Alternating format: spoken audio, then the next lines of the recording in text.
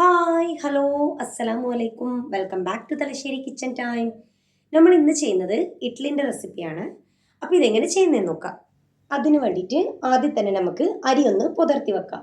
ഞാനിപ്പം 2 കപ്പ് പച്ചരി എടുക്കുന്നുണ്ട്. അപ്പോൾ നിങ്ങളുടെ കയ്യിൽ കപ്പ് ഉണ്ടെങ്കിൽ കപ്പിൽ അളക്കാം, അല്ലെങ്കിൽ ഗ്ലാസ്സിലോ എങ്ങനെയാണെന്ന് വെച്ചാൽ അങ്ങനെ അളക്കുക. പിന്നെ അരി എടുത്ത് സെയിം കപ്പിൽ നമുക്കിനി 1 കപ്പ് ഉഴുന്നിലേക്ക് ചേർത്ത് കൊടുക്കാം. 2 കപ്പ് പച്ചരിക്ക് 1 കപ്പ് ഉഴുന്ന്. അപ്പോൾ നിങ്ങൾ ഗ്ലാസ്സിൽ അളക്കുന്നെങ്കിൽ ആ സെയിം ഗ്ലാസ്സിൽ തന്നെ ഉഴുന്ന് എടുക്കാൻ വേണ്ടി നോക്കാം. ഉഴുന്ന് സ്പ്ലിറ്റ് ചെയ്തതായാലോ മുഴുവനായാലോ ഒന്നും പ്രശ്നമില്ല. ഞാനിപ്പോൾ സ്പ്ലിറ്റ് ചെയ്തിട്ടുള്ള ഉഴുന്നാട്ടോ എടുത്തിട്ടുള്ളത്. എന്നിട്ട് നമുക്കിത് വെള്ളം ഒഴിച്ചിട്ട് ഒന്ന് പുതർത്തി വെക്കാം. അറ്റ്ലീസ്റ്റ് ഒരു 3-4 മണിക്കൂറെങ്കിലും പുതർത്തി വെക്കാം. ഞാനിപ്പോൾ 5 മണിക്കൂർ വെച്ചിട്ടുണ്ട്.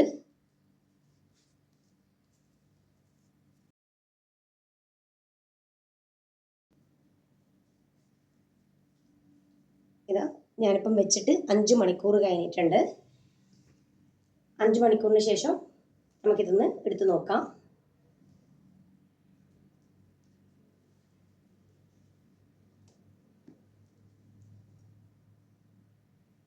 അരിയും ഉഴുന്നും എല്ലാം നല്ലോണം പുതിർന്ന് വന്നിട്ടുണ്ട്.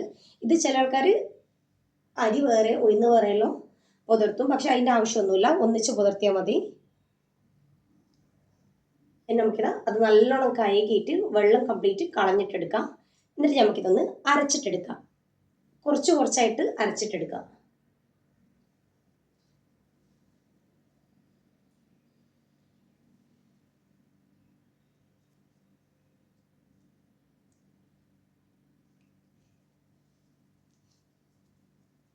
അതിലേക്ക് ഞാൻ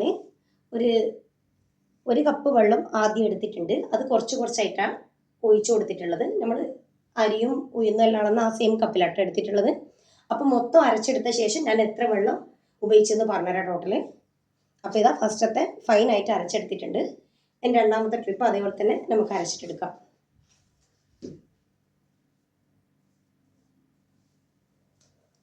അപ്പോൾ ഇതാ രണ്ടാമത്തെ ട്രിപ്പ് അരച്ചെടുത്തിട്ടുണ്ട്.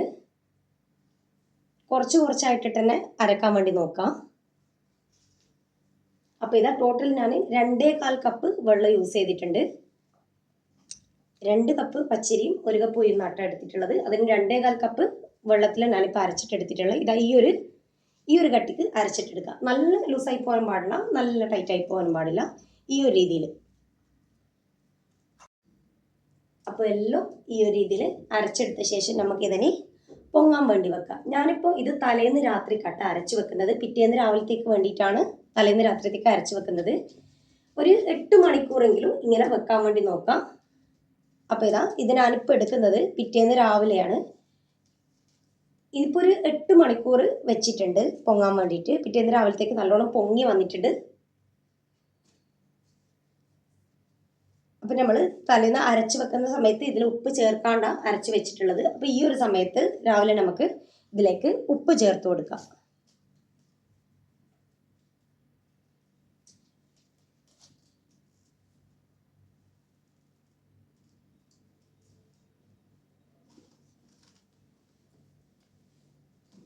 ഉപ്പ് ചേർത്തിട്ട് നല്ലോണം തന്നെ മിക്സ് ചെയ്ത് കൊടുക്കാം.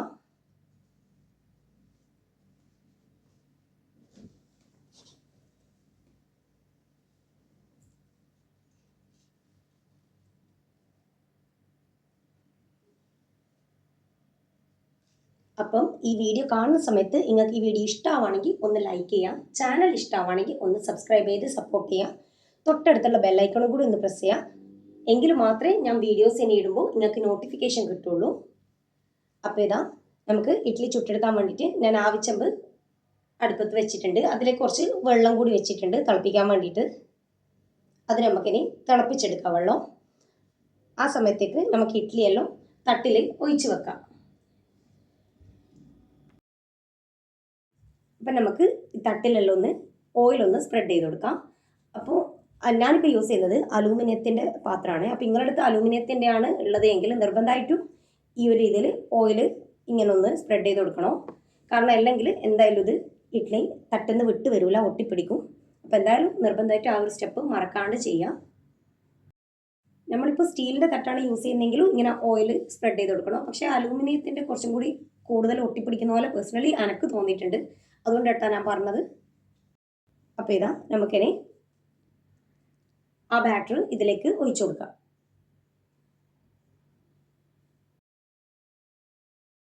ഇത് വെള്ളം തിളച്ച് വരുന്നുണ്ട്. ഈ ഒരു സമയത്ത് നമുക്ക് നമ്മൾ ഒഴിച്ചു വെച്ച ആ തട്ടെല്ലാം ഇതിനകത്തേക്ക് ഇറക്കി വെച്ച് കൊടുക്കാം. പിന്നെ വെള്ളം നല്ലോണം തിളക്കുന്ന ടൈമിന് തട്ട് വെക്കാണ്ട് നിൽക്കാം. ഫ്ലെയിം കുറച്ച് ലോ ആക്കിയ ശേഷം തട്ടെടുത്തിട്ട് അകത്തേക്ക് വെച്ച് കൊടുക്കാം, അല്ലെങ്കിൽ കയ്യിൽ ആവി കയറും. അപ്പോൾ ഇതാ തട്ടെല്ലാം വെച്ച ശേഷം നമുക്കിത് ക്ലോസ് ചെയ്ത് കൊടുക്കാം. ഇതിപ്പോൾ ഒരു 7-8 മിനിറ്റിനുള്ളിൽ എന്തായാലും ആവും. അപ്പോൾ എനിക്കിപ്പോൾ കറക്റ്റ് 8 മിനിറ്റിന് ഉള്ളിലായിട്ടുണ്ട്. അപ്പോൾ നിങ്ങൾ ജസ്റ്റ് ഒന്ന് അതിനൊന്ന് ഡൗട്ട് ഉണ്ടെങ്കിൽ ഫോർക്കോ അങ്ങനെ എന്തെങ്കിലും വെച്ച് ഒന്ന് കുത്തി നോക്കാം, എന്നിട്ട് ഇതെടുത്ത് മാറ്റാം. അപ്പോൾ ആയിക്കഴിഞ്ഞാൽ പിന്നെ ഇങ്ങനെ വെക്കരുത്, തട്ട് വേഗം ഇതിൽ നിന്ന് എടുത്ത് മാറ്റണം, അല്ലെങ്കിൽ ആവി കയറിയിട്ട് ഒരു ചെറിയൊരു നനവ് വരും. അപ്പോൾ ഇത് നമുക്ക് വേഗം ഇതിൽ നിന്ന് എടുത്ത് മാറ്റാം.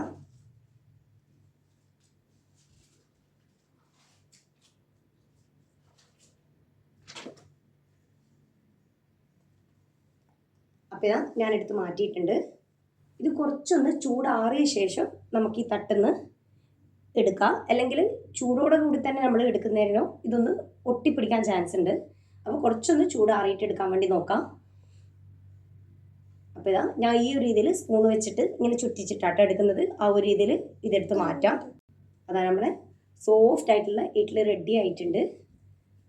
അപ്പോൾ ഇതെല്ലാവരും എന്തായാലും ഒന്ന് ട്രൈ ചെയ്ത് നോക്കണം, ഫീഡ്ബാക്ക് അറിയിക്കണം. ഇതുവരെ ഇഡ്ഡലി ആക്കിയിട്ട് ഫ്ലോപ്പ് ആയിട്ടുണ്ടെങ്കിൽ ഈ ഒരു മെത്തേഡിൽ എന്തായാലും ചെയ്ത് നോക്കാം. അപ്പം ഈ വീഡിയോ ഹെൽപ്പ് ആവും എന്നുള്ളവർക്കൊന്ന് ഷെയർ ചെയ്ത് കൊടുക്കാം. ഇൻഷാ അല്ലാഹ് വേറെ വീഡിയോ ആയിട്ട് കാണാം.